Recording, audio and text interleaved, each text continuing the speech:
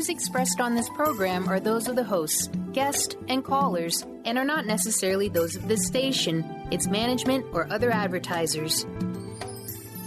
You're listening to Transformation Talk Radio.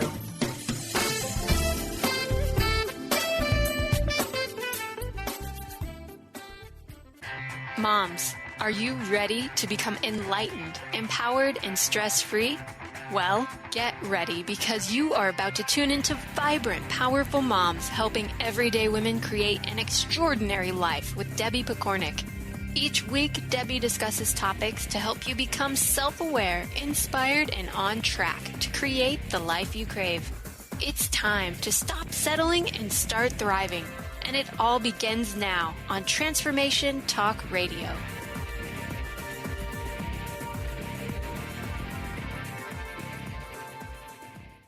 This is Debbie Pokornik, host of Vibrant, Powerful Moms, a podcast focused on helping you remember who you really are, so you can realign with that vibrant energy while releasing anything you might be doing to hold yourself back and reclaim the life you've come here to experience.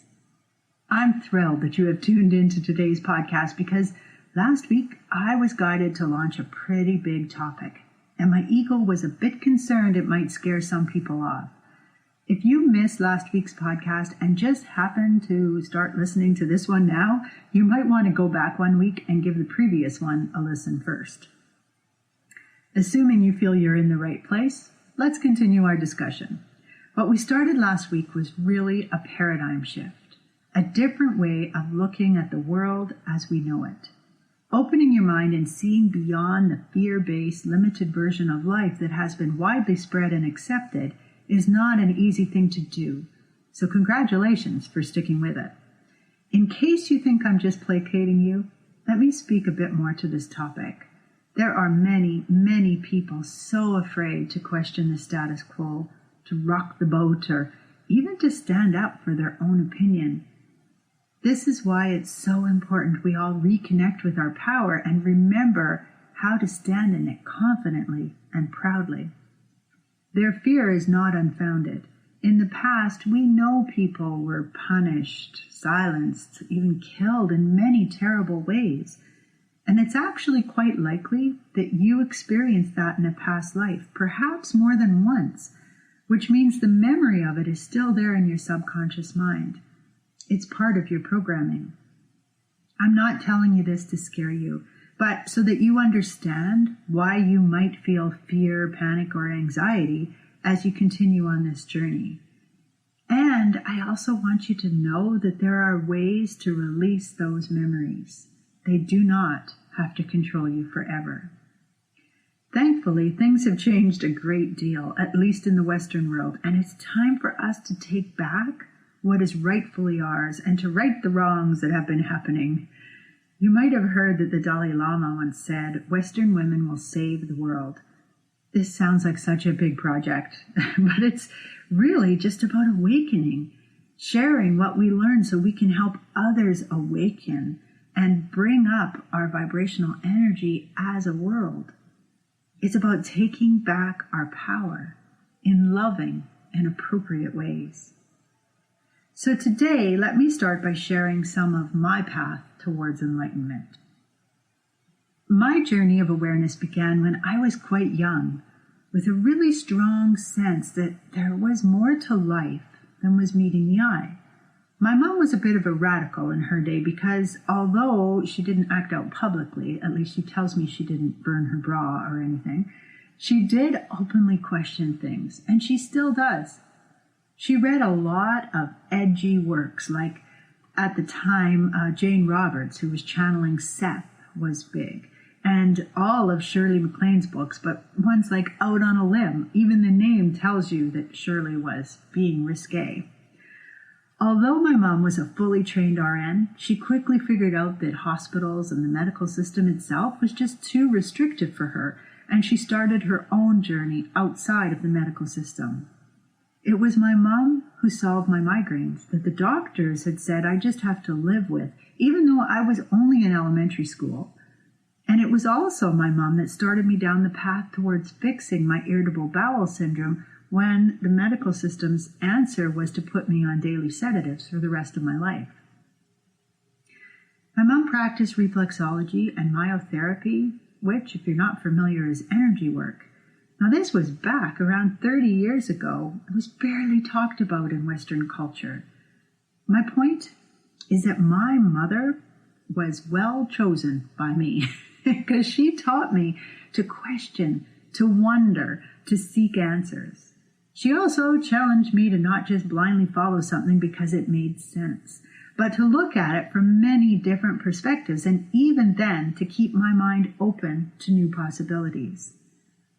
My dad taught me a lot of wonderful things, but the two pieces that really stand out as most relevant for now is that first he taught me I could do anything that I really wanted to do. And secondly, he showed me what it felt like to be loved unconditionally. That is not an easy thing to do, but he somehow managed to do it. Another aspect of my life that spurred me to look for big answers was my confusion around religion. My parents took us to church when we were young and taught us to say grace. Actually, we usually sang grace. We were one of those families. We had Bibles, and I was baptized in a United Church. But beyond that, I was encouraged to develop my own understanding of God.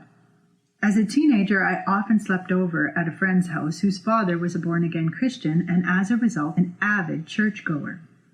Often, we were required to get up early, at least it felt really early back then, on Sunday morning and attend their Baptist church with them. The conversations here seemed a little more punitive than I remembered from my younger years in Sunday school classes, but I wasn't sure if it was me, the kind of church, or something else that had changed. When I met my Roman Catholic boyfriend at 16 and started attending church with his family, I found myself surprised yet again. Now, before I offend anyone listening, let me quickly say it wasn't the content of the service, because the service was all in French and I really didn't understand French at all. What shocked me was the hypocrisy I was witnessing. Like it was okay to be a mean, angry, or selfish person all week, and then to go to church Sunday and think all was forgiven. Attending university further opened my eyes as I explored God and religion in a philosophy course, and then I learned all about things done in the name of the church throughout my degree in social work. Now, in the second instance, I was learning about a very punitive and small-minded God, and that did not work for me at all. One final chunk of this puzzle fell into place when my husband and I bought a house in a small town with a very strong Mennonite community. If you've ever read the book A Complicated Kindness by Marion Taves, let's just say I could understand it a lot better after living there and seeing some of it firsthand. Now, don't get me wrong, they treated us with nothing but kindness, acceptance, and appreciation. It was just some of the stories of what was happening within their ranks that I found so shocking. All of this encouraged me to do a lot of soul-searching, quite literally, to create my own understanding of what God, Creator, Source, Universe meant to me, and how I can use that information to help me be the best possible version of myself while still being accepting and understanding of the beliefs of others. It was an interesting journey of acceptance, rejection, understanding, reconnection, paradigm shifting, intense spiritual development, and so on. When you really acknowledge that our journeys are unique, you suddenly realize that labels like right and wrong, good and bad, or better yet, good and evil, Christian or non-believer, they're not really relevant, much less guidelines for life. The more I searched, the more I came across people like Sonia Choquette, Ellie Drake, Wayne Dyer, Louise Hay, Neil Donald Walsh, Lisa Garr, Greg Braden, and so many others. I would be really remiss not to mention Jennifer McLean. She had an internet show called Healing with the Masters, and she still does, I think. I haven't tuned into it recently, but I used to listen to it all the time for many years, and it was her who introduced me to so many of these people. As I connected with my higher self and intuition, I could sense myself remembering. More and more amazing people arrived in my circles, mostly via my inbox.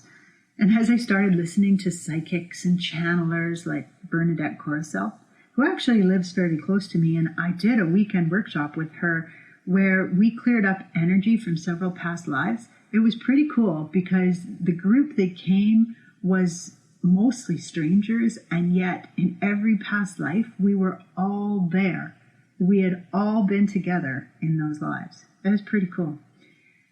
I also found Eva Gregory, who channels Theos, Esther Hicks, Abraham Hicks, you might have heard of her. She's quite well known. Carrie Samuels, who I mentioned last time, she has a direct line to our spirit guides, archangels. She's a numerologist and astrologist. She's a happiness coach, and I love her.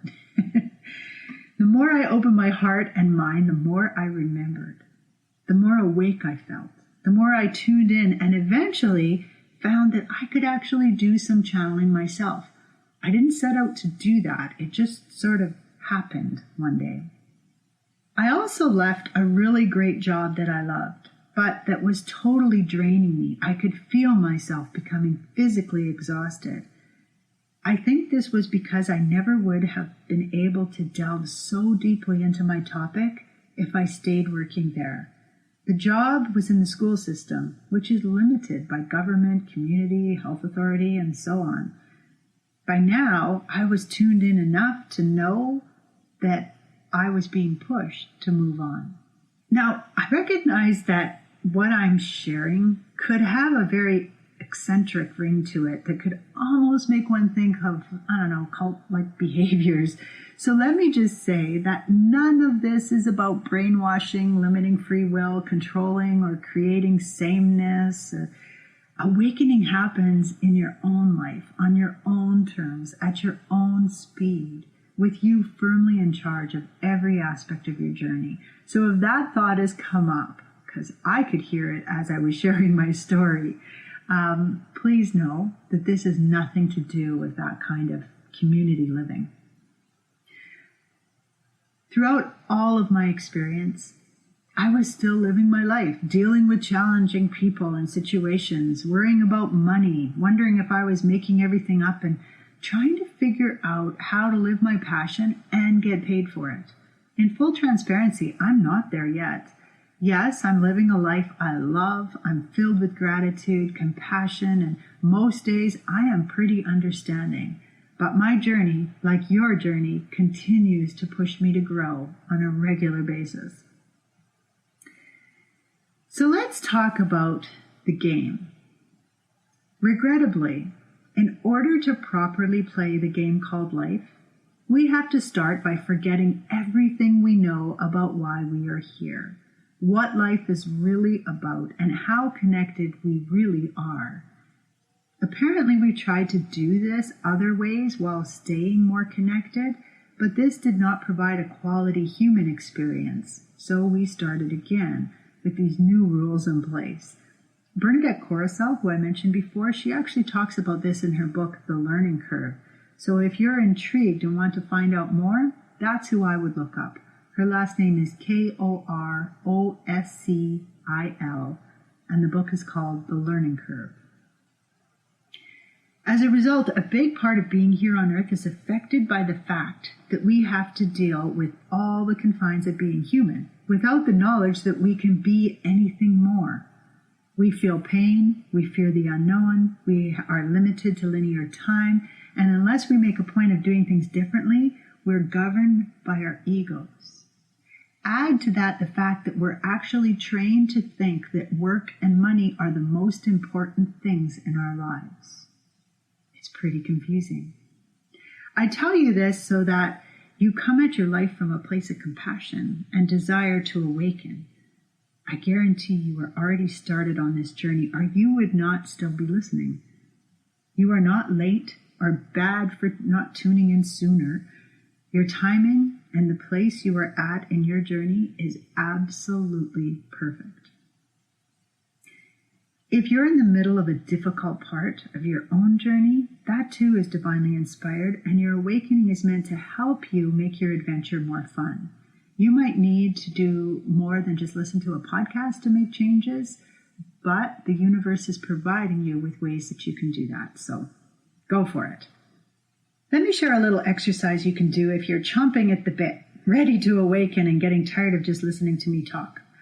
Once again, you might want to pause the podcast once you understand what you're supposed to do and then return to it when you're finished. You're also welcome to just listen and save it as a task to do later. You might have noticed that I talk a lot about self-awareness in my podcasts, and that's because this is where awakening begins.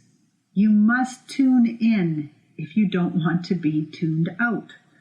Over the next week, or if you like, things have been coming up in your recent past, start noticing the signposts. Anything that comes up more than once is worth noting. 3 times is a definite pebble. Okay? So if you want to avoid getting a rock chucked in your direction, you really should start to tune in and investigate. So how do you investigate? There's no right or wrong way to do this. Simply recognize the sign and figure out a way to look into it some more. Here's some of my favorite ways to do it. 1 is to tell the universe you've seen the signs, but you're unclear what they mean. Ask for the next signal to be super clear and include guidance for how to proceed. Then pay attention. If a neighbor comes over and starts talking about something that seems totally disconnected from your previous conversations with them, rather than writing him off as rambling, start looking for possible connections.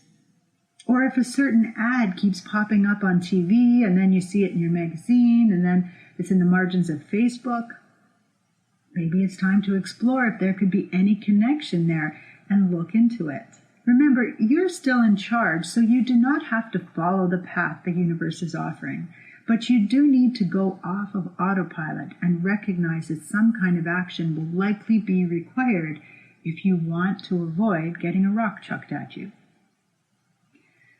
The second way you could do this is you could access more information through meditation.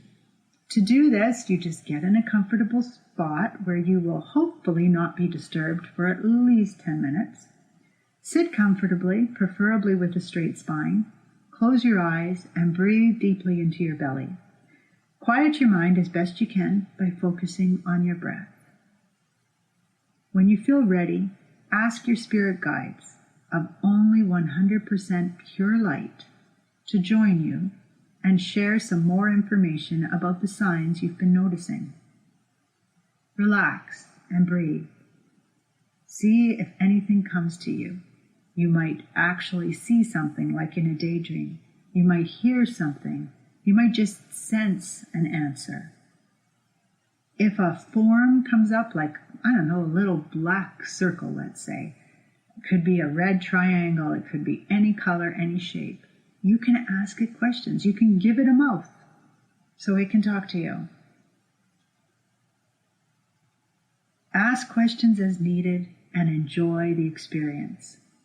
Now, if you don't feel anything coming, ask your spirit guides to help you translate the information they are sending and breathe some more.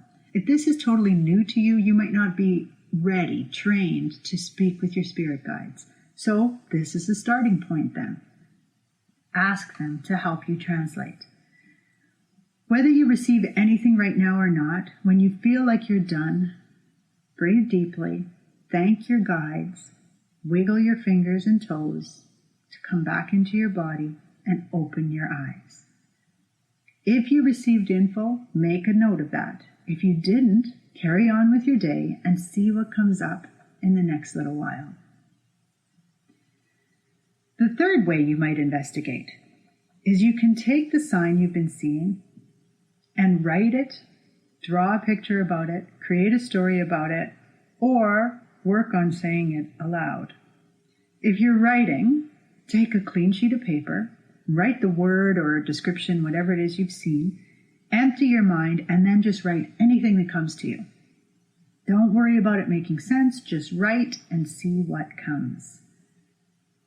The task is basically the same for drawing, painting, or creating a story. Relax, get your paper, whatever you're going to use to create, and then let things flow and see where they go. The word breakdown involves saying the word aloud and allowing it to morph as you speak.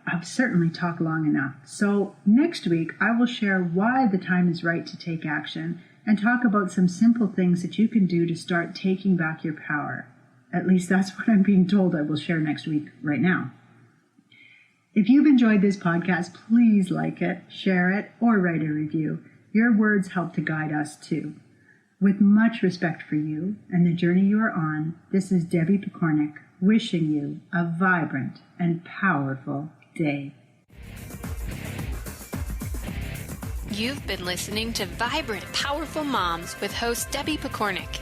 If you've enjoyed this show, please give us a shout out and leave us a positive review.